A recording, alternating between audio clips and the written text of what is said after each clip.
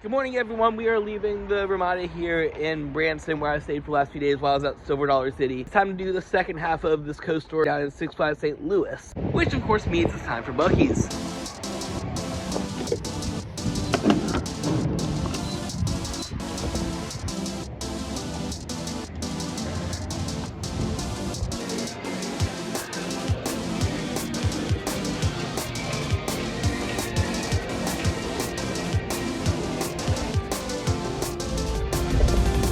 This is how you know it's the Buc-ee's in Missouri.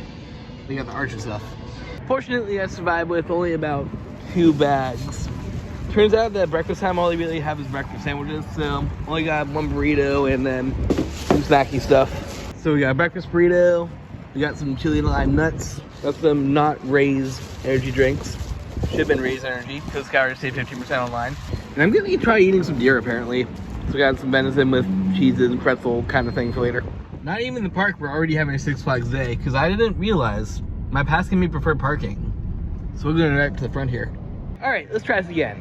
So we are here today at Six Flags, St. Louis, the arch one. Not the biggest Six Flags park, not the most well-known one, but I mean, it's directly on the way home from Branson, and this gives me a really good opportunity to get season pass for a year. So let's go ahead and check it out. See Batman going back there.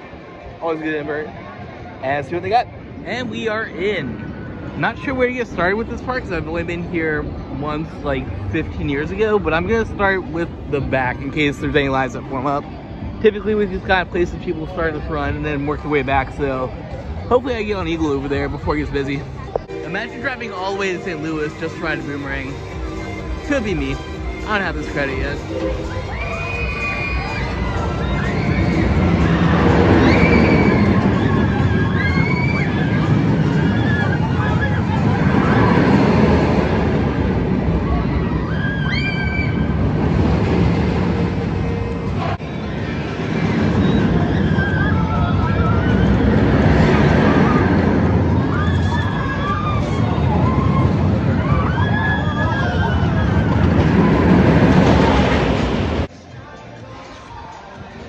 I mean, at least it's basically a walk-on right now, and I got front seat.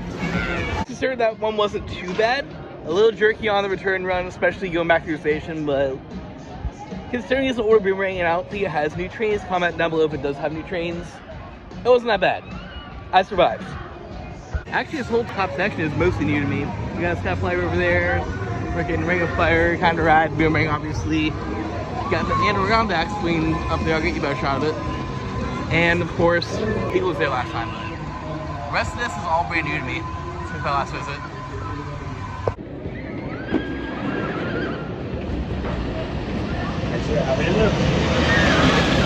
Right on the screen.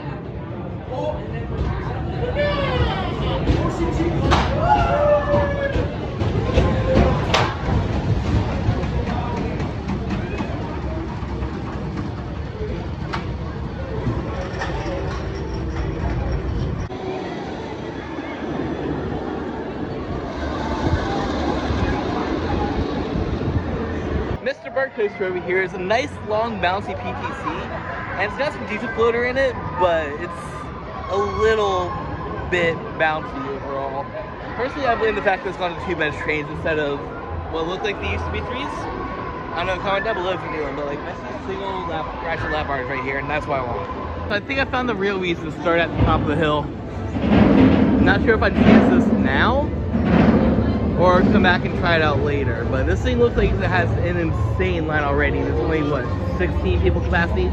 8 and 8 up there. And speaking of low capacity, I should probably get in line for this before I remember that it's Saturday.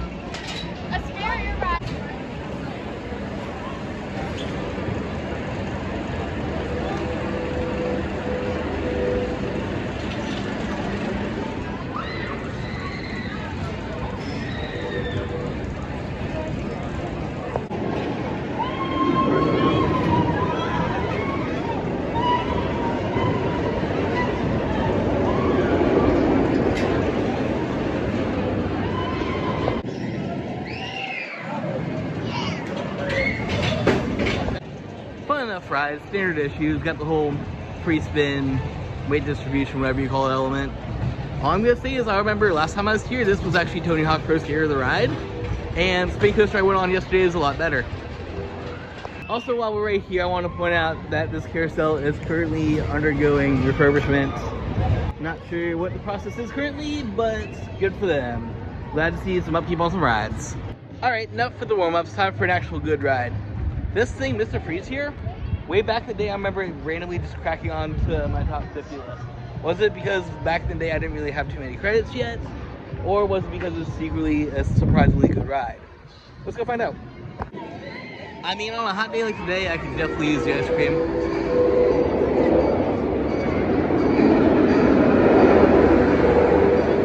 Unfortunately, for it being a hot day, the Rapids ride does not appear to be up and running for the season yet, though.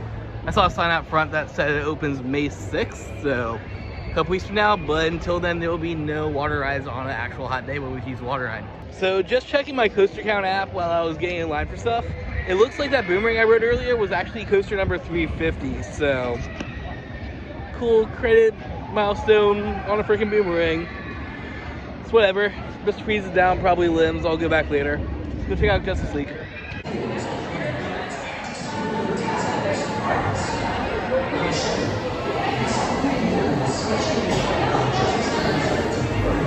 Only 99,000 points. Clearly my gun wasn't working. Horrible score aside, these things are always fun dark rides. A lot of practical effects, some good screens, even if all the effects aren't really working. I just liked it better back when it was a Scooby-Doo Shooty boaty boat ride.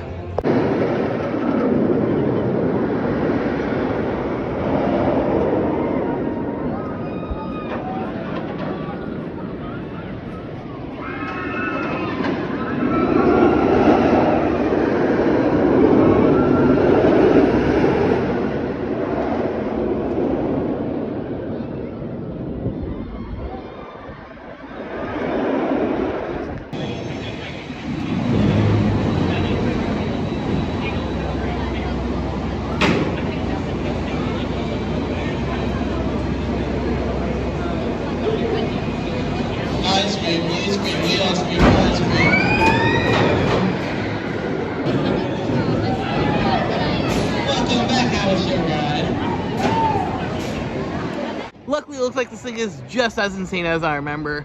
Is it still top 50 worthy? Not sure, but like just all the forces, that inverted top hat both times, the hang time on it, you just float. And then the spike right there. There's a limb thing in the middle of the spike that keeps on boosting you up higher and higher and higher, so the faster on the way back. But it is just an insane shuttle ride. And there's one Texas too, I need to go down and ride that, but not sure if it's still top 50. Mr. Freeze is insane though.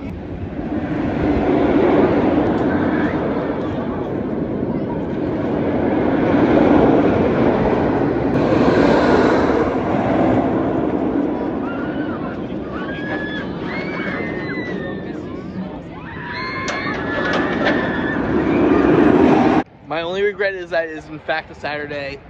Look at the line already. That's like, even when I got in line, it was right there, and that still felt like it was like half an hour. So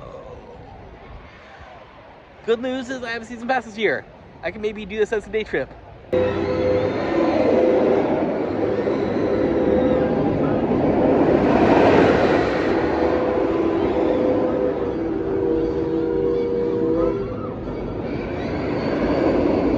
For today's comment coaster question of the video, what attraction used to be in this plot of land? Give you guys a hint, it was completely unique, at least here in the US, and I did get to ride it last time I was here, so I did it. Now that we've been on the best ride in the park, it's time to take on... You thought I was gonna say the worst, didn't you?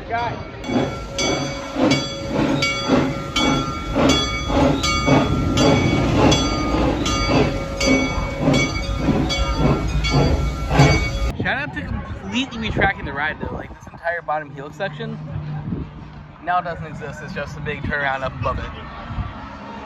Luckily, I'm apparently looking at my second coaster breakdown of the day, so I don't have to subject myself to the boss yet. Let's go check out the new coaster.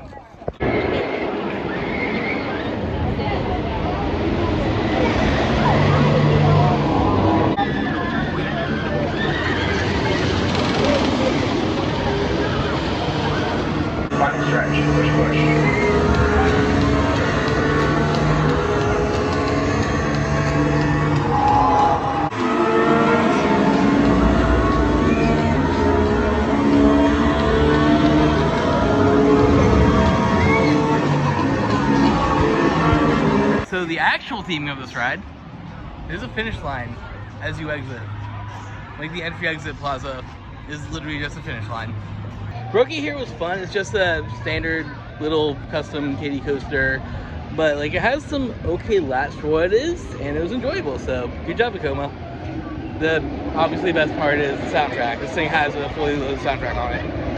Then nestled between the Supergirl Flyer thing and the Rookie Racers right here, and there's a better ride over there, don't worry about it, is gonna be the brand new Joker Pendulum Marvel Chaos ride for the year. One of the giant Husk Giga Discovery things. As you see, hasn't even broken ground yet. Like, pretty sure it's the right area. You can see some flags over there. They haven't even bothered to put anything in yet. So it's new for 2024 ride. So hopefully coming 2024 means before Halloween. Guess what's open again?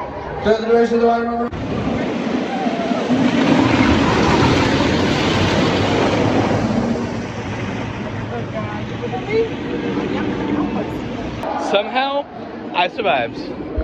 Honestly though, like, jackhammer aside, like, there are some valleys on there that literally kill your spleen. The ride has potential. Not saying it's good, not saying it's good. RMC it, 100% RMC it, but it has the forces. It's got some really good last spots, it's got a couple pops of float air time. If it was smoothly tracked, this would be an okay ride. However, it is not smoothly tracked, and we should get GCI or RMC or what insert company here to do whatever they want to do to it, please. Has potential. Bodas has potential. Just not the way it is right now. Where's the train? There it is. At other Six Flags parks, rides named Colossus are usually a giant roller coaster. Here, it's a big old Ferris wheel. The park's other marquee roller coaster is this GCI Twister right here. American Dragon Jake Long. Used to be Evel Knievel when I first rode it. And I've learned recently that this thing actually has a clone somewhere in Europe. So another comment question down below. If you guys know where this clone is or what it's called, make sure to post it.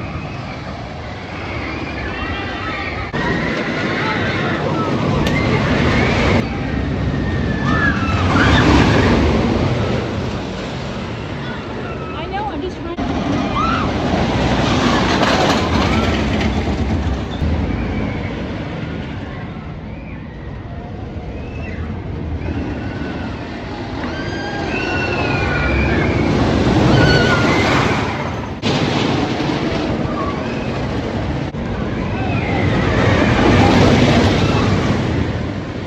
GCI Twisters. They're good. Not much to say about this one. I mean, got a little floater, some lats all over the place. Just, it's a GCI Twister. You've been on one, you've been on a billion of them. They're all good, there's nothing to complain about. Just give us more GCI Twisters, please. One thing you gotta give Six Flags credit for is actually getting their rides back up and running. I was legit about to make a clip after getting off American Thunder about how being on a log flume on a day where it's 80 degrees in April would be a nice thing. But that said log flume broke down in the middle of my wait for American Thunder Eagle. And now look at it go. Back up and running again. This is the second park I've been to in a couple years that's used the old log flume boat as a topiary. That said, they're taking forever to reopen it, so I'm just gonna head back over there and finish off the rest of my credit run. Also new for this year, kind of, is the Buccaneer. I say that's new because it actually got its name changed into generic pirate ride boat from the Joker, where we put it up on the screen, just had this awesome weird looking theme, but now it's just a boat. Now it's a pirate boat. Guys, look, it's a classic Aero Looper.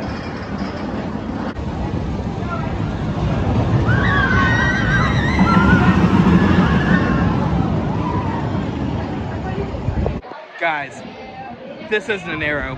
Actually, this fake Aero wasn't that bad. It has an interesting little layout with a couple of like weird drops, funky inversions, and a nice little finale over there. And honestly, like, it wasn't too rough. I mean, I know that these old school Tacomas are pretty notorious for hand banging, but if you ride something like an Aero, just stick your head out. Try not to get everything cut off. It's not too bad. Not the best, but it's not too bad. Acceptable ride.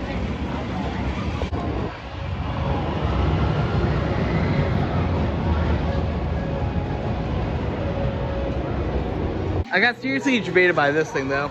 When I saw the queue in this building, I thought it would be one of those cool indoor scramblers with all the effects on it. But nope. Just a line for this thing. I'd say it's Mine Train time, but did you know that this was originally the world's first stand-up roller coaster before they retrofitted with the actual River King Mine Train rides? Also, it has a coaster twin. Another common question, this is like 3 in a row now. Let me know if you know where part 2 of the River King Mine Train went, because it is at a currently operating park.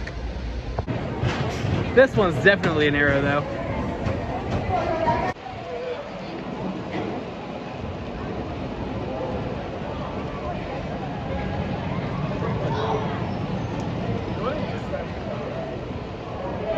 I'm now seeing that there's no rhyme or reason to the lines of crowds here at Six Flags. This is about to be my entire day.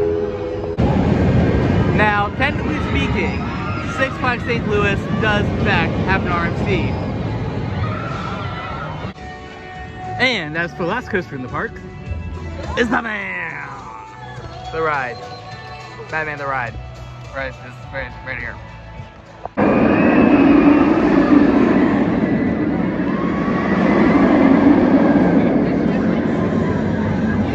Actually, never mind. Apparently, the one coaster here that has been cloned 10 bajillion times all across the world is the only ride in the park that requires a mandatory locker for anything. Just saying. Not too bad, there's been on plenty of Batman, including this one in the past, so more just a bit of sour salt to end off our little tour of all the coasters here. And that is the fact that I don't feel like spending $2 just to ride a ride that I've already ridden before. Plus side though, I can finally ride the log flume, and then that gives me just enough time to finish the night off on Mr. Freeze.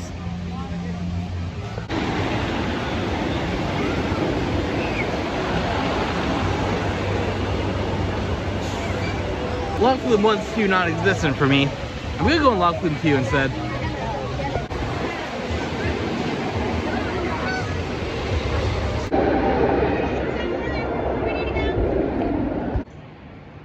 Oh, there's no line now. Yeah, we lapping this. Go figure, last hour, they're finally using both stations.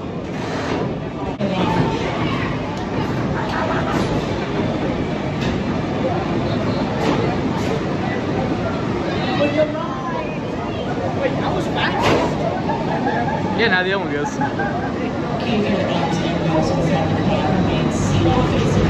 You die! Hi, Toby! Round 2. Secret second side. There's no line over here. Look at this. What's up, Freeze?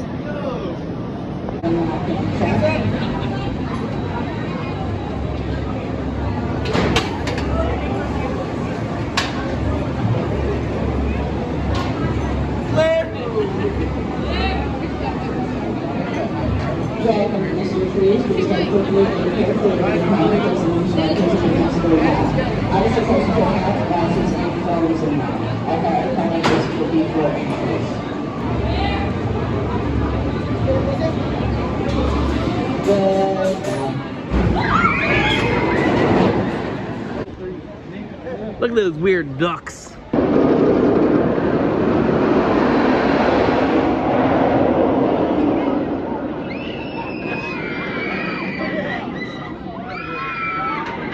Alright, we got time for one more. It's gonna be round 3, round 4, whatever round we're on. It's like 3 in a row. We're trying to do backseatable left side. Watch it. Watch right now. 3, 2, 1. There it goes.